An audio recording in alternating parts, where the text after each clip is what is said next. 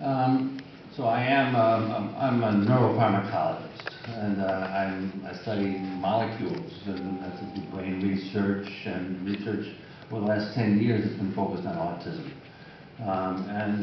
The work has taken me in my lab to the environmental factors as causative agents, and that's what I'll be talking to you about here, giving you, I hope, a personal as well as a legislative perspective on this here. Next slide, if I could. So the public and you know about autism. You've heard the numbers, 1 in 50 here today. There's certain characteristic behaviors that define autism. But the rates going up is really our major concern. And the rates continue to go up. And those rates can only be explained by environmental risk factors. They can't be explained by changes or mutations in genetics occurring over the last 20 years. The next slide provides a list of environmental factors. And if you look in the detail of this, you can find some that maybe you thought about or that the public thinks about here. They're all umbrellaed as environmental factors, which is an unfortunately ambiguous term. Everything is in the environment. We could be talking about global warming here, but we're not. We're talking about very specific molecules, very specific candidates, most of which I try to capture here on this list, and we can study those. And so research into environmental factors is not nebulous. It can be quite specific, and hopefully determine which, on this list, for example, are the most important and the most prominent here. And it's also important to appreciate that no one thing causes autism. As a matter of fact, what I'll emphasize is that many of the things on this list and elsewhere have a shared effect. They all influence a common process, and therefore they're additive. And it's that additivity that ends up being our total load, or a child's total load of exposure, if you will. The next slide says, okay, what do we learn from what we know now?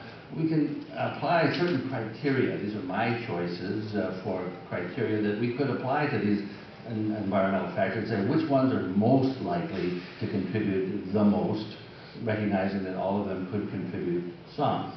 And for example, things that exposure must have changed somehow in the last few decades to cause the increase in the last few decades. So there's a time-dependent factor to exposure that we can look into here. Has to be something for which the whole population from New Jersey, Florida, Utah, wherever is exposed to, because in fact the increased rates apply everywhere. We should take into account what we know about development and brain development in particular, because underneath it, autism is largely a brain disorder.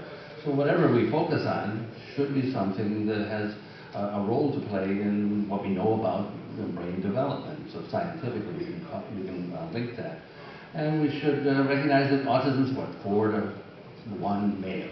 So it's much more likely that a male child versus a female will be affected, and ADHD shows that same 4 to 1. So we can suspect that probably whatever's causing ADHD increases is probably similar to what's causing increases in autism.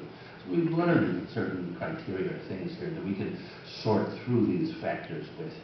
And finally, we should say that not every kid exposed to the same thing will have autism or a particular outcome. That is to say, there's differences in genetic vulnerability. And that's where the genetics comes in. Not causative, but discriminating between who is more sensitive to environmental factors and who's less sensitive to them. So we can appreciate how to understand that. And as mentioned before, the exposures that we're concerned about aren't just necessarily postnatal exposures. They aren't even during conception.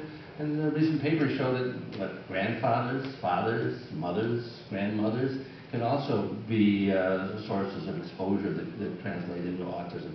Next slide says, what does this all boil down to? What does it mean? Well, it means that environmental factors really should be our focus, and much more so, quite frankly, than genetic factors are.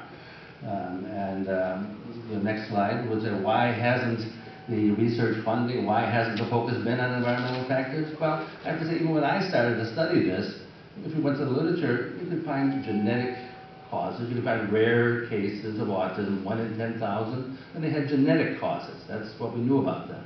So why not think that autism, as it rises, is a genetic cause? Okay, that's reasonable. But now, 20 years later, it's not reasonable. We've been there, done that, and we know it's environmental in its primary causation, not genetic. I call this the new autism, if you want to think of it that way. The next slide, please. I mentioned before that the neurodevelopmental toxins, all these environmental factors, they have a common mechanism. And if I could, the common mechanism is that all these agents interfere with what's called your antioxidants in the body, and they cause oxidative stress. Uh-oh, we crossed into sort of chemical terminology here a little bit, oxidative stress.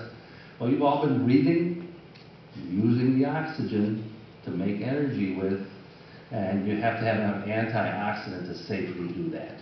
The brain uses 10 times as much as any other organ, so the brain needs 10 times as much antioxidant as other organs. So if you run short of that, the brain is going to be the first one to show a problem. And as it turns out, next slide, please. Next slide is going to come up. And that there have been a lot of studies, not just a couple, but a lot of studies showing that autistic kids have oxidative stress, that they don't have enough antioxidant. The antioxidant glutathione in particular is the one that I'm thinking about. But there's been, 25 studies now with no contradiction that kids that are autistic, if you measure this antioxidant, they'll have 35% less than the normal. That's a big problem. And it's not hard to find. You can have 30 kids. You can have 30 kids with autism, not 1,000, not 10,000, and you can measure it and find, significant differences in this. So it's kind of obvious. And when something is that obvious in a small number of kids, it really means that it's the common factor. It's the most likely thing. And so that's what we focus on. We focus on oxidative stress, too little antioxidant. And the next slide tells us that this connects us to, if I press it again, the next slide will show us that this connects to epigenetics. And epigenetics is our word for the day. You may not know that, but if you do remember the word epigenetics, it's because your memory uses epigenetics to remember things. Epigenetics is a relatively new science of how genes are regulated to be expressed more or less, and how that occurs during development is critical for autism. And the next slide will bring us a little more detail here. That's a molecule of DNA. That's a chromosome in the upper left here, and as it unwinds, the DNA molecules are available for being being expressed.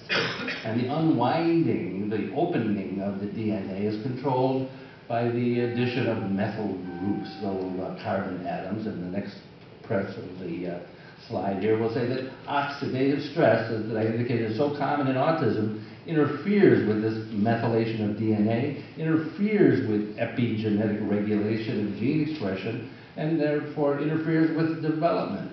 In fact, as the next slide illustrates, the fellow who first coined this term, his name is Waddington, when he coined the term epigenetics, he envisioned it as a pathway of development, like this marble rolling down the surface here. And it should normally roll down and end up in a sort of a normal trajectory of development. But if something happens epigenetically, like oxidative stress or something like that, the pathway is altered and it doesn't end up in the normal trajectory, and you end up with a developmental disorder.